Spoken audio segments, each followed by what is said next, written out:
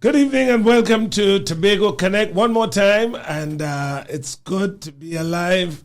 We're happy, and we're really happy today because we have a very special person in studio with us this evening. Let me also tell you, Tobago Connect, this is the program where we bring to you issues of community, environment, tourism, and culture. Some of these things pertaining to some of those areas in Tobago, but of course, in the global scenario now, we take a look at all these issues as it relates, not just to Tobago and Trinidad and the Caribbean and the region, all right, but also international, how all of these things impact us here in Tobago. I'm pleased to have with me in studio a dear friend, musician, Noel Pierre. And Noel, I want to welcome you to the great show we have here called Tobago Connect. It's a joy to have you here. Man, it's a pleasure to be here. Thanks for the invite, man. Thanks for the invite. Well, I mean, you know, our listeners of yours will certainly hear and see more of what we did organically when we started things off by you coming in with your steel pan and we played some music, you know. So, you know, that's something our listeners should be able to look forward to. Yes. Yeah, I like the idea that you know, we communicated. You said, what were these two songs? I said, okay. I went and listened to them. You know, I created and I said, oh, this would be fun. Yeah, it was nice. It was nice. Yes, it was good. So Noel, I mean, tell our listeners and tell our viewers a little bit about you. I mean, where did you grow up? What influenced you? What were some of the things you did? What made you end up into this beautiful playing of the steel pan? Well, it started. Tell me all, man. Tell you all. All right, I was born in '63. All right, to Earl Pierre and Anna Lambie. My mom deceased now. So all around her area was everybody playing pan, metronomes, at Invaders, at Silver Stars. So everybody was just pan people. So I always wanted to play pan from an early age. Everybody used to leave their sticks at our home. So that was my toy. So you were close to a pan yard? Walking distance. Oh, okay. Right. All right, but everybody finished practice. They used to call me Boom because every boom. That was my melody. Boom, right. boom. Wherever it is, come to my head, wherever stick in my hand. Right? So I always wanted to play pan. And the opportunity came in 1975 at Common Entrance. And oh, really? Yeah, and I was told that your uncle and your cousin going to play pan, you're going to watch. But I was a favorite. I was Earl Pierre's son. So right. When I walk into the hey, Earl Pierre's son, what pan they come to play, tenor? I didn't ask no questions. I went ahead and played pan. I didn't study granny. I learned 3 songs before the band started to play, so it was just what's that. So what granny said? I'm going to call your father. Right. He called me, well, I'm not there, but I guess. So dad was away? He was away. Right. He was in Toronto, so he said, well, I'd like you to start with Bugsy. Right, I think I wanted it. I said, but I done here comfortably, and I know everybody here, so I'm good here. But I ended up by phase 2 8 years later. Right, because so much could have been. No, but tell me a little more about that Invaders, because I think I was protected. Everybody knew me as a little boy, so nobody not gonna come around me to mess with me. Right, my grandmother couldn't come and take me to the bar. Now, who is you? They don't know she they know me. So I was safe. So what did you do with Common Entrance? Oh, I passed. Right. That was to do as to do. Right. So it was good. The teachers, the principal used to send me home to rest. Really? Yes, he's performing. Assembly, he's performing. Oh, okay, right. At that time, Nestor Sullivan, he was the vice chairman of Pannist, and he was in Teachers College teaching a new young boys. So he made a big announcement in assembly, and everybody knew I was the only person in the school involved in the art form. So they used to send me home to rest. What? That was privilege. Yes. I wonder how many people, how many students can boast about that. But what's important is that you passed and you did well at that point. Yes. Right. And then it went on to that. I went Belmont in secondary. And, right. Desmond Waite was our music teacher. Oh my goodness. Yeah, Oh boy. Continued to develop and always had discipline. Well, Desmond Waite, that's like his motto. Yeah, that's his motto. Great guy. Post school, we had no uniform to go and compete in the Savannah with those other colleges and things. So he said, where we went? I said, every school uniform. And he has that. We always remember that a student recommend school uniform to go on. We want poor school, poor family, poor people, with poor with school uniform. Wash your shirt, fellas. There we go. Wow. And we did that. So that was Desmond. Yeah, that was Desmond and I. We was disciplined. Right. We had no uniform. School didn't provide no T-shirt or nothing, but we had to go and play. Yeah, I'm so glad that this part of the history, I didn't know that at all. I didn't even realize that school was a school where Desmond actually taught. I didn't know that. Yeah. And we was always underprivileged because of going up against the colleges now. Right. We had the real pan. We learned our tune in 3 days, understand, and compete. Because we was already playing, who was not playing in All-Stars was playing, I playing in the Vedas, Casablanca in Belmont there. So before I go to phase two, because this is so interesting. I mean, who were some of the persons who influenced you early in terms of like when you saw them play, I want to be like that. Yeah, I like that. I mean, any players at that time? No. I just know how to play. I want to play. I knew that. I knew from a very young age, all 4 or 5 years, I am going to be playing band. So every day. Wow.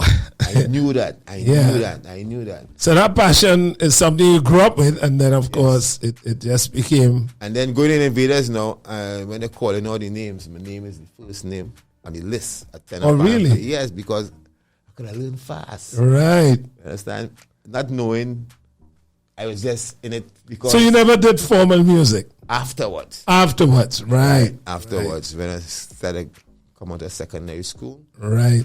I went on and worked with the classes from Merle Albino, the coach. Oh, boss lady. Yeah. So, boss lady. But playing in Fete and thing, the work said I child labor now. But back then, I was a favorite. I had to play in the Fete. Friday, Saturday, Sunday, whenever, Thursday in the week, wherever, every day, I in the Fete from a very young age. So I grew up with adults. I did not grow up with my age group because of that, which could be good and bad. Yeah. Because you can't fit in with your peers is something else. Yeah. Because you go around adults and you're hearing things and seeing things. Yeah. And back then, you become a little more mature for that time. Yes. And for that age. Yes. Yeah. You know? So tell me, when you went, what made you, make that move to phase two? Because that's interesting. Well, Invaders was changing arrangers to regular now. Every year or two, new arranger. Oh, God. Then the last one came was Pelham Goddard. No disrespect, but you did Rebecca. So I asked him, what is going on? Desperados and All Stars tearing up the place with Rebecca. Don't worry. I know Rebecca from small, so we get kicked out the semi-finals. We get kicked out semi-finals, finals. We make no finals. All Stars, Desperados win. So I said, nah, that's trippiness. So the next year, Booksy do a song called Pan Rebels. Right, that's his own composition. Right. The song like he was talking to me. Every night I in the pan, every night. Bam! But 2 days before the pan, father called, I coming down the road. All right. The next day he meet Anis Hadid in the pan. Right. From Minister 12. Went in the room about 10 past 12. 20 to 1 or they come back out. I said, well, I'm taking a break out. He said, no, finished, tune done. That is when I realized I in the wrong band. That is when I realized, you just come. Not even 40 minutes, half an hour. Learn the Panama tune? Nah, I in the wrong band. So I switched. Okay. iMusic was the next year. Wow. Oh, yes. Well, iMusic was classic, boy. What a tune. That was tune for my first rookie year. Yeah, I will never forget that. Remember that note? Just going. That was Pan Rising. But that was Pan Rising, yeah. I music was Felix Caesar singing that song. Right. That's right. Yes. Felix Caesar. Correct. Right. Correct. Yeah, so I mean, moving from Boogsy, tell me a bit about your solo career, because I know that you took a whole leap doing things now on your own and traveling. So give us a little bit about that part of your life. Well, when I was in phase 2, I consider myself an amateur. Right. And a gig came to go Bermuda to work for Troy Arming. Right. And it's there my professionalism took place. Okay. Right. Repertoire is classics, couple calypsos for a show, which and of course the regular Yellowbirds and. Well, that's on the gig I decide. Right. Good. Right. People, we just knock Yellowbird and Island. No, you can't knock it. Cannot knock if you don't have that as part of your repertoire in tourism, you are in problems. There's some songs I've learned over the years. You better just have it as part. Island in the Sun, all the stuff. Yeah. So I got to develop, and while I was playing for Troy used to bring in Grammy Award artists like Joel Albright, Najee, Young and Restless Cass, with the Ojo Jack Abbott and all of them. I open for them. Third World open for them. Right? He bring Luther. Really? Yes, man. What? Yes, little small island Troy Arming used to turn up with the entertainment, man. Roberta Flack passed through there, all kind of thing. Wow, that's really good grounding there. Yes. That's really, really good grounding. Yes. So I got it nice. And in the off season, we used to do the cruise ship. Right. And in 91, I went into Delaris. Right. Touched by Angel, the jazz singer. Yeah. Oh my God. When she touched me and talked to me, right, and give me my compliments, because she said, "It's all my band members, you have to go and hear this little steel drum player, man. Go and hear she don't like the heat." So she just stay in the room all the time. So this day she came out, and as soon as the door opened, she looked like an angel stand up there, just waiting to greet me. And I walk off, and she said, "I've been standing up here a while listening. You are blessed." That's one of the comments I'm going to my grave with. Yes, you're blessed. Yeah. Don't let nobody fool you. Right? Play with Gary Pocket. Young girls, Grammy Award winner. Peppermint Twist, Joey D. Grammy Award, Conversations. Yes. Let's make it. So my dream back then was to get on the Grammy Award stage.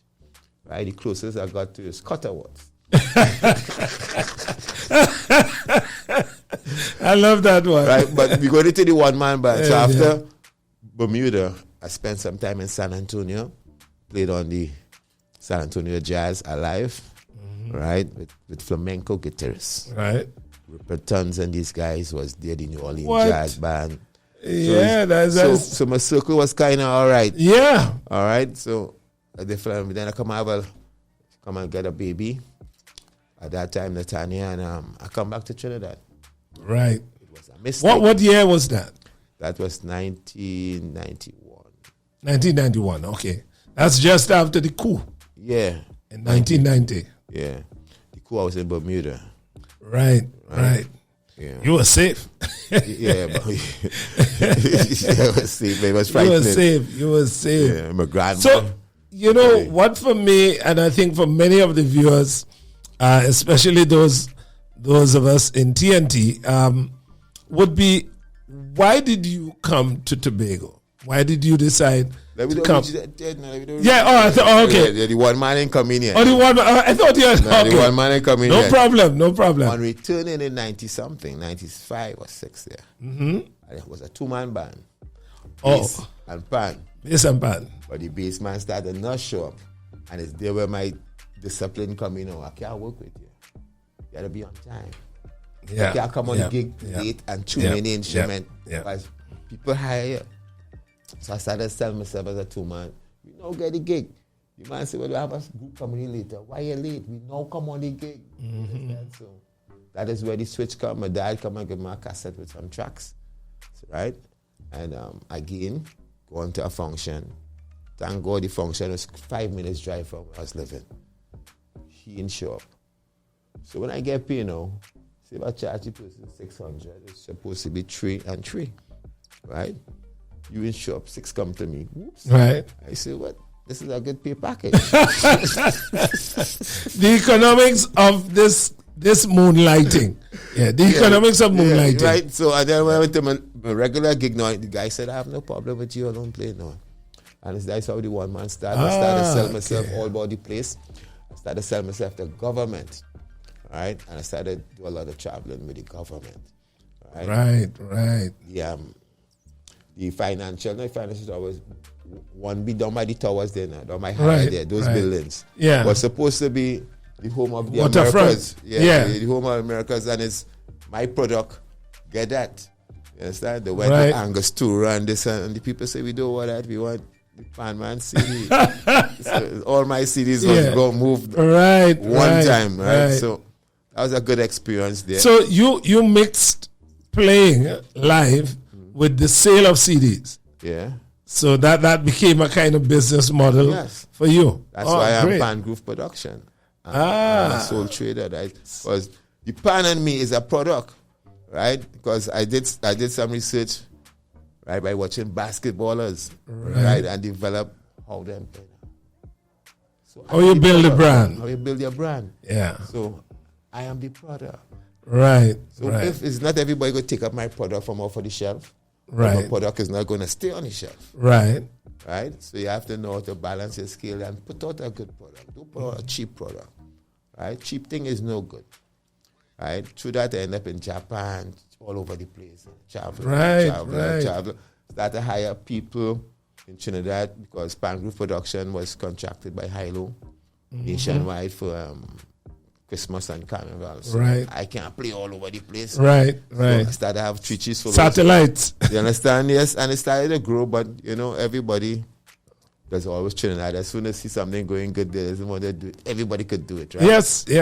But that don't faze me because... But that's part of putting out a product. Competitors start new entrants into the marketplace, you know. Because like tracks, we didn't have tracks in the 90s. Karaoke tracks. I had to go to New York, Broadway, it's in a place, Colony Records. I think it's 38 and Broadway upstate, right? And go through and spend a whole day because it's a big store with catalogs of CDs and karaoke music, all genres.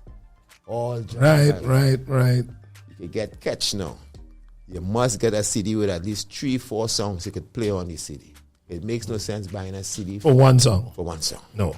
Right? So you got to use your head here. Right? So you have to spend time and spend time and learn. Yes. That's all. Right? And that grow and develop and to know that from since 1996, I've been doing one man to know. Wow. Right? I mean, I know that scene. Yeah. I know that one man scene, and I know the 2 man scene, and I know the 3 man scene too. You know, you got to be able to. And it was a time in my life. As I was telling you earlier, off camera, that I moonlight 7 days a week. I mean, I would play solo piano, Annisvale, then run to Turtle Beach to do a gig. And it was just the way of life. It's a way of life that you fit in, right? But some things got lick up there, family, because you're spending so much time, you come home from regular work teaching, and then you got to get ready, take an hour rest, and you're heading out to moonlight, So, but you can't, opportunity cost, you can't have all. Yeah, that's where the problem was. And here how I eliminate that, being a assessor. I never use the word gig. It's a job. It's a job, okay. Right? For me, it's a job. It's not no gig. Gig is just a regular thing. Right? Well, I use them interchangeably, meaning gig and job, same. But I understand what you mean. For the discipline of it's a job. It's a job. Yeah, I got you. Right? So, don't study what I'm doing. Don't study how I looking, dressing. I'm going to work. It's my job. So you go to work, it's your job. Right? I was very serious with making that stand because we have a way we don't respect art form in Trinidad and Tobago. We always take it for granted because we grew up seeing it next door. We grew up seeing it. Well, boy, music is part of the problem of music. Why we will always have that problem of respect. music is ubiquitous. Everybody, I mean, you know, getting people to respect music to pay copyright is always a problem because people see it, but I listen to music everywhere. Why, you know? But the thing is, we can't live without music. Yeah. Nobody can. I mean, it's so connected to our emotions, and we react involuntarily to it all the time. We just can't help it, you know? No matter what we do. So you do have a point there, but we have to constantly repeat this. That the same way the plumber goes and he learns to do plumbing, we sit and we practice our craft to come and play music for you. When I was in Shanghai last time there, I did a show with all the local percussive instruments. Mm-hmm. You know how much... Of China. Yeah. You know how much stages they have to go through before you get on that final stage? Before you create the bar of performing, you have to go through stages. Right. At different levels before you get to not just put you on the stage. They don't just put you on the stage. Right? Yeah, yeah. So just imagine that if we just put that discipline towards the craft, you know, because it's only here I don't have amateur stages, nothing. You know, the golf here amateur stages. Everything to go to that big stage, you have amateur. We have no classification of musicianship. Amateur, semi-professional, professional. Well, it operates unofficially. No, you know what I mean? Because there's so many silos here where people are operating in all kinds of things. I'm in the choral sector. I'm big into choral music. But that's a sector that we don't even have a choral association. You know, we're all operating in our little silos. But and people are doing things. I mean, we travel. I call it choral tourism. You know, and there are people doing things all over Trinidad too. By the way, in all forms of music, all genres. You know, it's not just calypso and soca. There are people doing all kinds of interesting kinds of music away. You know, in Trinidad. But let's go to Tobago. I really that's interesting. How because you're a Tobagonian now. So I call you a Tobagonian. No, because even my friends check, well, I mean, you ain't living here again.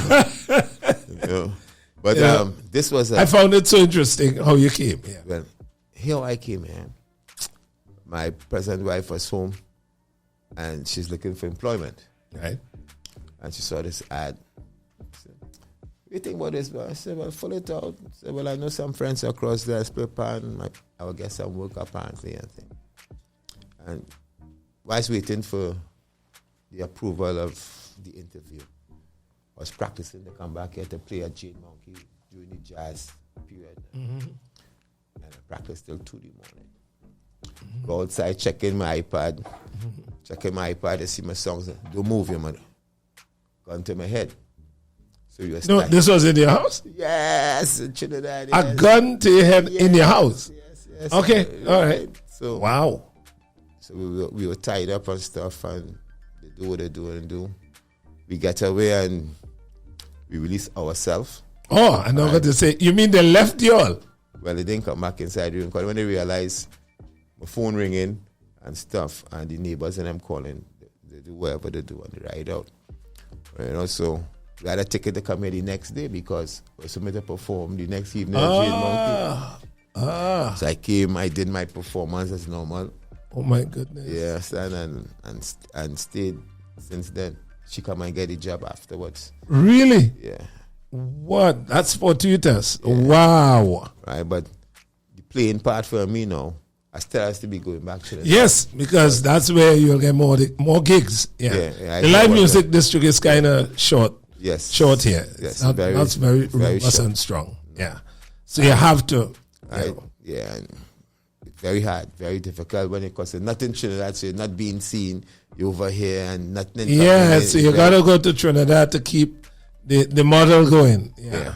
Right, and boom, COVID coming up now, so everything just shut down. Well, I mean, one of my questions I had for you was COVID, but I want to go back a bit too. So, in coming here, what for you, I mean, in Tobago, what were some of the challenges in terms of adjusting commitment by owners and sticking to the agreement. Okay. All right. That was kind of difficult to understand it because start a 4-digit price. It comes down to single digit. You know? And it's not because your work not good enough. Somebody on the other side want it, so they bring the seller self. Like one person sell themselves for free. Right? I couldn't understand how you can sell yourself for free. You know? Yeah. Well, you know, some people see it as try to get in the door and with time something will happen. But you see, that's why I tell you, it's a constant working in silos. Mm-hmm. Because if you had, let us say, a Tobago Music Union that can establish, or an entertainers union, then all of us across the board, this would be what it is. I mean, when I was in Boston, you know, even me visiting there to go and play on a gig, the band that I'm playing with had to get permission from the union for me to come and just gig with them. I'm not part of the union.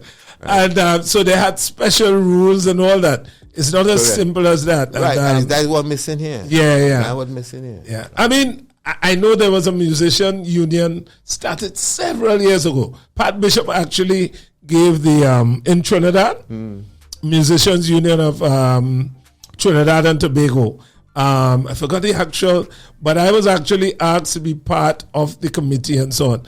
Pat Bishop, I never forgot it, gave the FITI address at that. Okay. It took place at La Jolla, that Eastern. But you won't believe this. I think after 2 meetings, that was it. Because people could not come together and settle on something, you know, because... So why we must unionize? So you only studying yourself inside the growth and development, anything from down the road.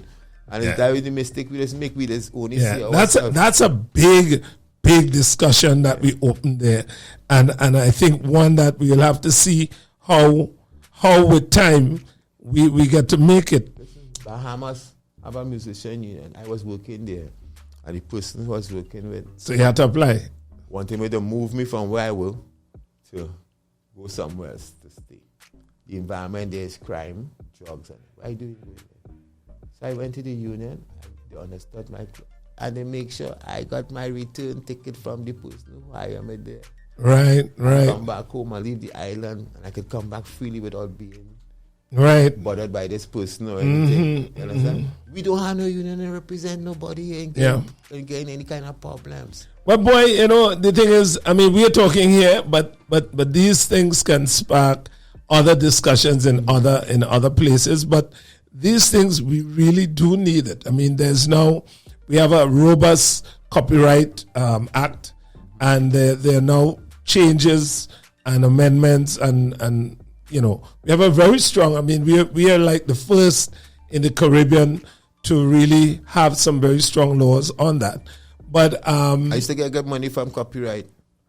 Well, money from copyright for my Christmas album and my water flow, especially my Christmas album. So did you have your own original compositions, or these were covers? These was the Christmas. Well, anybody can claim covers for Christmas now. This song's so old, right? Public domain for some of the old ones, right? So, so I got good credits and good royalties from that, and a couple of my original songs. Okay, right. So, but I don't know what's going on these days. I understand people not paying the copyright fees and things. Well, you do know that now it's COVID. And there haven't been events in 2 years, so definitely those royalties are not going to be strong there. You know, but I mean that's a lot. What we're opening is really the whole need for you know, some institutions and the whole need for organization. You know, because those are things, I mean, I dream of having a choral association of Trinidad and Tobago. I dream of it. That all the choirs can maintain a balance, and, you know, people can share and share gigs, you know. All the people who operate in the spaces can really start talking about how do we do it. Yeah. You know, how do we implement it? Yeah. But tell me a bit about how you know, how did you go through COVID as an entertainer? When it started, It's interesting. well, my last job was Sons of Steel for Carnival 2020. Right. And I was planning intimate moods. After Sons of Steel and the slow down, I do a personal concert for myself called Intimate Moods. Okay. Right. I was to postpone that. Twice postponed that, call it off. So my brother started to do on this gospel and praise on a Sunday. And he bring me on. And then we decided to, as Sons of Steel, the brothers to do a program individually. So I went through 2020 doing two platforms. Pan a la carte and players only. Pan a la carte is I playing for an hour, and players only. Yeah, I remember that. Right? Yeah. Right? Interviewing people who I know I worked with, we could share certain topics and experience. Right? That went on. Coming on to the end of the year now, Massy Stores called for the regular thing. So I switched gears into soca parang and Christmas music. It's 21 or 20? 20. 20. Right. Coming to 21 now. Hey, everything good. I ain't touched the pan since the 19th of December. Can't touch the pan. January reach. February, get a job by Sunspirit Resort for Valentine's Day form or the Carnival Sunday. A boycott playing. Well, it wasn't a live show. Because at that time, background. you think background, right? Right, for breakfast. Okay. Right, so I ain't playing no calypso. Breakfast was allowed at that time? Yeah. February? Yeah. Really? 20, yeah. Okay. 20, not 21. No, 20. Oh. Right after that, nothing. Yep. Nothing. The whole place shut down. Yeah. Nothing. Boom. The year come back again. You mean 21 now? Yeah, I ain't touching him pan at all. 21, I ain't touching him. So weren't you practicing? No. I mean, no. Oh, no, I practice. I get my brain choked. Oh, okay. I'm Brain free. choked. Okay, all right. Right, because I'm in a room playing to myself alone. In Yeah. a room and a camera. Yeah, boy, I got real frustrated. I had to play. Right? Yeah. It was going good, but after seeing live people for Christmas in massive stores and everybody thinking and the joy and to go back to playing in a room, I didn't know how to go back in the room. Yep. So and then coming on the year, my mom come and passed, make it Right. this. I wasn't touching my pan. I don't touch my pan. Yep. Right? And I had to hold on to it. Because my mom and it Yeah. no more. So that was a bit difficult period. Wow. And this year, so far, 2022, I'm born the 22nd of the 12th. So this year is a special year. 22. You know, and so far, what I do this year? So in 21, which was last year, you would say you had what? A poor year, fair year, I feel it was or judgment. fairly good? Financially poor. Financially poor. Okay. Right? There's no work income. Right. Right? But with health and strength and lessons that learned, passing my mom was a serious lesson. Right. Yeah, boy. Very difficult. Still affected. Still have effects on me. Yeah. But I mean, I had to get strong. I can empathize with you on that. Yeah.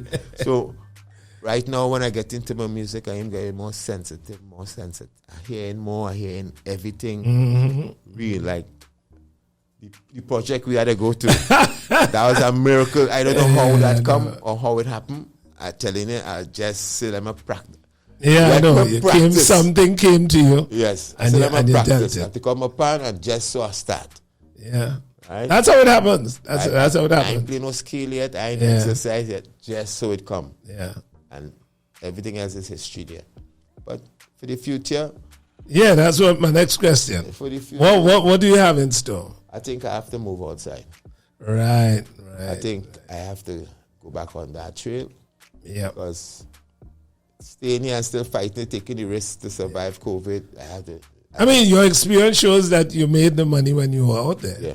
Yes. You know, so you will have to make a decision that becomes very strategic and tactical for you at this time. You know. Yeah, because 2000 in La Réunion, there's a country in the Indian Ocean, away from Madagascar.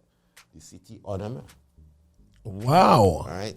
Same thing going on. Well, you should write a memoir, man. That is some serious traveling. It come in. It coming. Yeah. Right. Shanghai, 4 years and 5 years. 4 times in 5 years.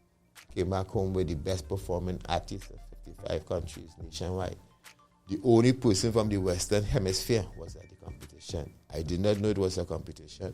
Oh, really? No, I went to promote Noel, Pierre. Right. When the Chinese representative comes screaming in the bus and then you won him. Won what? Because wow. Because I'm hearing artists from all over the place, Spain, flamenco, dancers, guitarists, and yeah. Russian opera. Yeah. Big time. You know, this is like the novelty of the pan, boy. The beauty of the pan. But I see them straight to the sticks. No touching nothing. No touch nothing. On an edge.